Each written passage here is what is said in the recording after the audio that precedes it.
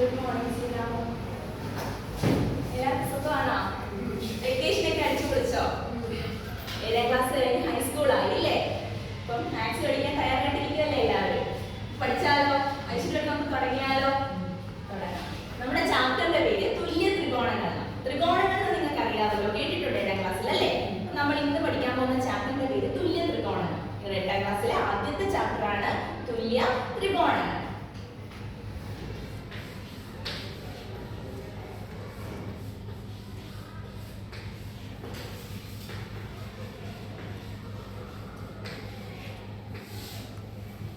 തുല്യ ത്രികോണങ്ങൾ പറയുന്നതിന് മുമ്പ് നമുക്ക് ത്രികോണങ്ങൾ എന്താണെന്ന് പറയാം അല്ലേ? അതിന് ബഹുഭുജങ്ങൾ എന്താണ് സെലീന?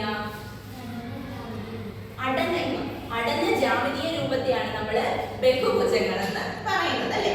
ത്രികോണങ്ങൾ എന്താ ഹാഷ്മി? മൂന്ന് വശങ്ങളുള്ള ബഹുഭുജം. അതായത് മൂന്നോ അതിൽ കൂടുതലോ വശങ്ങളുള്ള ജാമിതീയ രൂപങ്ങളെ ബഹുഭുജങ്ങൾ എന്ന് വിളിക്കും. അപ്പൊ അതിൽ ആദ്യം വരുന്നത് 3 വശങ്ങളുള്ള ഒരു ബഹുഭുജമാണ്. അതിന്റെ പേരാണ് ത്രികോണം. ത്രികോണങ്ങളെ കുറിച്ച് നിങ്ങൾ പഠിച്ചിട്ടുണ്ട് അല്ലേ? ത്രികോണത്തിന് എത്ര വശങ്ങളുണ്ട് ചിത്ര? 3 വശങ്ങൾ. 3 വശങ്ങളുള്ള ജാമിതീയ രൂപമാണ്. ഇതിന് വശങ്ങൾ മാത്രമാണോ പാർവതി ഉള്ളത്? 3 കോണുകളും ഉണ്ട് അല്ലേ? അത് എത്ര വേണമെങ്കിലും ആകും. ഇനി ത്രികോണത്തിന്റെ കോണുകൾ എല്ലാം കൂട്ടുമ്പോൾ എത്ര കിട്ടും അസ്ന? 180 ഡിഗ്രി ഇരുന്നു. അപ്പൊ ത്രികോണത്തിന് 3 വശങ്ങളുണ്ട്, 3 കോണുകളുണ്ട്. ഈ കോണുകളെ എല്ലാം കൂടെ കൂട്ടുമ്പോൾ നമുക്ക് 180 കിട്ടും. ഇനി വശങ്ങളുടെ അടിസ്ഥാനത്തിൽ ത്രികോണത്തെ എത്രയായി തരംതിരിക്കാൻ ഗൗതം? 3 ആയി തരംതിരിക്കുക. ഏതൊക്കെയാണ്?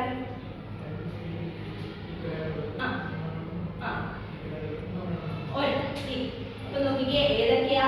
സമഭുജ ത്രികോണം, വിഷമഭുജ ത്രികോണം, സമപാർശ്വ ത്രികോണം. അതായത് 3 വശങ്ങളും തുല്യമായ ത്രികോണത്തെ നമ്മൾ എന്ത് വിളിക്കും? സമഭുജ ത്രികോണം. 2 വശങ്ങൾ മാത്രം തുല്യമാണെങ്കിൽ അതിനെ സമപാർശ്വ ത്രികോണം എന്ന് വിളിക്കും. ഒന്നും തുല്യമല്ലെങ്കിൽ അതിനെ വിഷമഭുജ ത്രികോണം എന്ന് വിളിക്കും അല്ലേ? ഇനി കോണുകളുടെ അടിസ്ഥാനത്തിൽ ത്രികോണത്തെ എത്രയായി തരംതിരിക്കാൻ കഴിയും? 3 ആയി തരംതിരിക്കുക. ഏതൊക്കെയാ? ന്യൂനകോൺ, മട്ടകോൺ, പിന്നെ ബൃഹത്, ഇരുന്നു. അപ്പം ഏതൊക്കെയാ? 90 ഡിഗ്രി ഉള്ള ഒരു ത്രികോണത്തെ നമ്മൾ എന്ത് വിളിക്കും? മട്ട ത്രികോണം എന്ന് വിളിക്കും. 90 ഡിഗ്രി കുറവ് ആംഗിൾ വരുന്നതിനെ ന്യൂനകോൺ ത്രികോണം എന്ന് വിളിക്കും. 90 ഡിഗ്രിക്കാൾ മേലെ ഏതെങ്കിലും ഒരു കോണ് ആവുന്നുണ്ടെങ്കിൽ അതിനെ നമ്മൾ ബൃഹത് കോൺ എന്ന് വിളിക്കും അല്ലെ? Acute angle triangle, obtuse angle triangle, പിന്നെ ഏതാ? റൈറ്റ് ട്രയാങ്കിൾ പഠിച്ചിട്ടുണ്ടല്ലോ. അപ്പൊ നിങ്ങൾക്ക് ത്രികോണത്തിന്റെ പ്രത്യേകതകളെല്ലാം അറിയാം. ടീച്ചർ 2 ത്രികോണത്തെ താരതമ്യം ചെയ്യാൻ പഠിപ്പിക്കട്ടെ. 2 ത്രികോണം എടുക്കും. ആ 2 ത്രികോണം തുല്യമാണോ എന്ന് നമുക്ക് ആദ്യം നോക്കാം. 2 ത്രികോണം എന്താണോ നോക്കാം, തുല്യമാണോ എന്ന് നോക്കാം. എങ്ങനെയായിരിക്കും 2 ത്രികോണം തുല്യമാണോ നോക്കുന്നത്? 3 വശവും തുല്യമാണോ നോക്കിയാൽ മതിയായിരിക്കും അല്ലേ? അപ്പൊ ഇത് തുല്യമാണോ അസ്ന?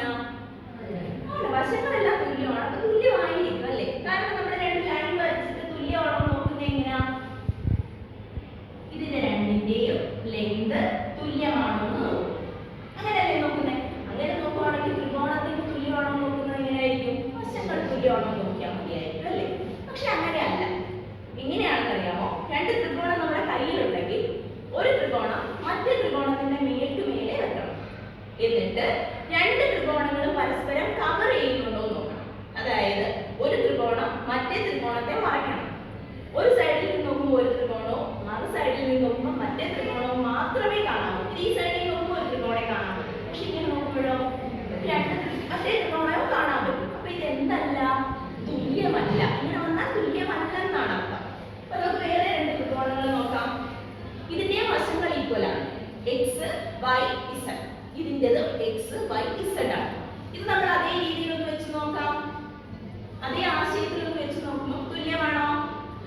ഇപ്പൊ മാറിയിരിക്കോ പൂർണ്ണമായിട്ടും അല്ലേ? ഒന്നും കാണാൻ പറ്റുന്നില്ല. അപ്പൊ 2 ത്രികോണങ്ങൾ തുല്യമാണോ എന്ന് നോക്കണമെങ്കിൽ വശങ്ങൾ മാത്രം ഈക്വൽ ആയാൽ പോരാ. വേറെ എന്തോ ഒന്നും കൂടി ഈക്വൽ ആവണം. എന്തായിരിക്കും അത് സെലീന?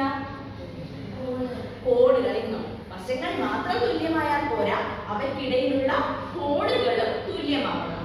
വേറെ 2 ത്രികോണങ്ങൾ നമ്മൾ നോക്കിയേ. 2 ത്രികോണങ്ങൾ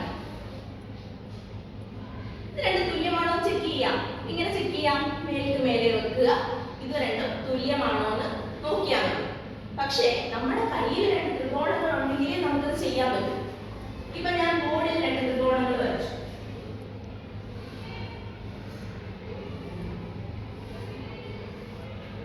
തുല്യമാണോ എന്ന് എങ്ങനെ ചെക്ക് ചെയ്യാം?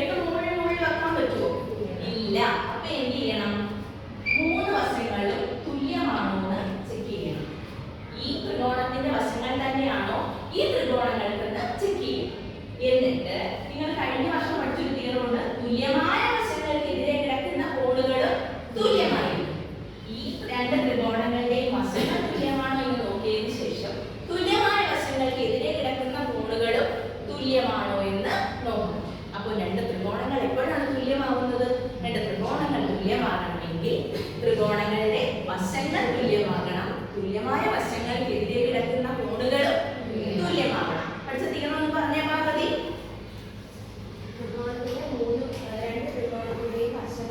തുല്യമാകണം, കോണുകളും തുല്യമാണ്. അങ്ങനെയെങ്കിൽ ത്രികോണത്തെ നമുക്ക് എന്ത് വിളിക്കാം? തുല്യ ത്രികോണം എന്ന് വിളിക്കാം.